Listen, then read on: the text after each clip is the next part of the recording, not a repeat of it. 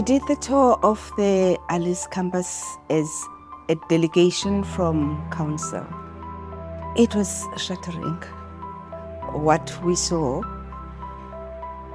especially because I had recently been on campus on graduation the previous week, that Friday. And then the damage happened the following week. So as I walked through the administration building, knowing how it looked like before the damage, looking at the staff center, having been also, in addition to being a student at Hare, I also worked as an academic at Hare in the Faculty of Education. And then I saw the Faculty of Agriculture and the damage there. And knowing that the laboratories had just been recently renovated, that truly broke my heart. I was totally shattered. I was extremely saddened.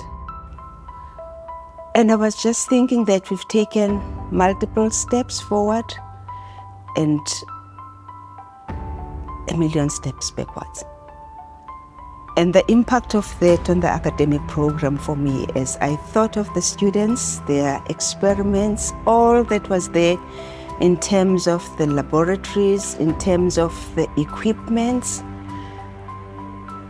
And I was thinking that this is impacting beyond just the physical structures that we're seeing, but it's impacting on the careers of the students who were busy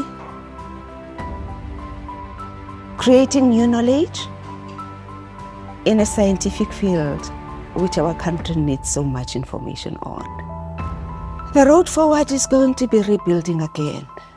And with all the challenges, I think we need not lose sight of the fact that we need to rebuild.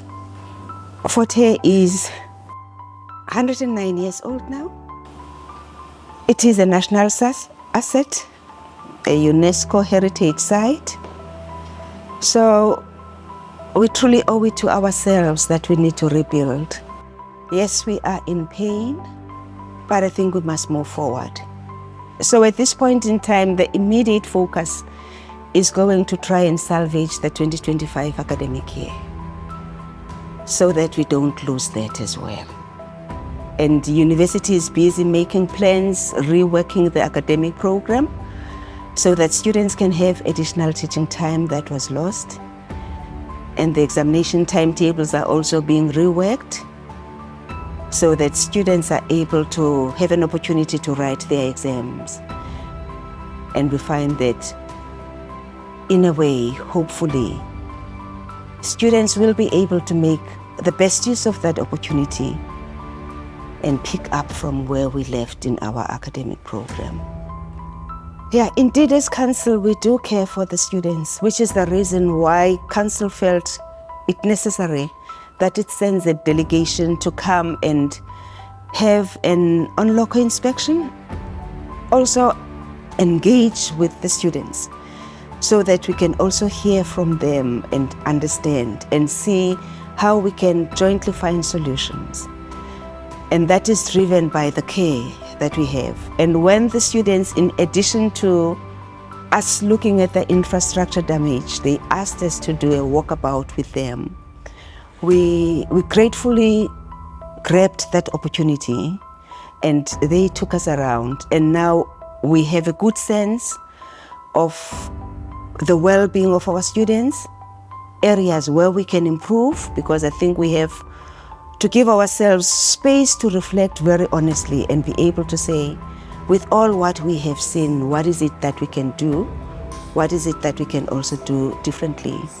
And be able then to move with our students. Our primary care, our primary responsibility is actually to ensure that our university is able to function. And when our students think back of their lives within the university, they can reflect positively on their life cycle and therefore be able to be strong alumni of the university on which we need to build moving forward.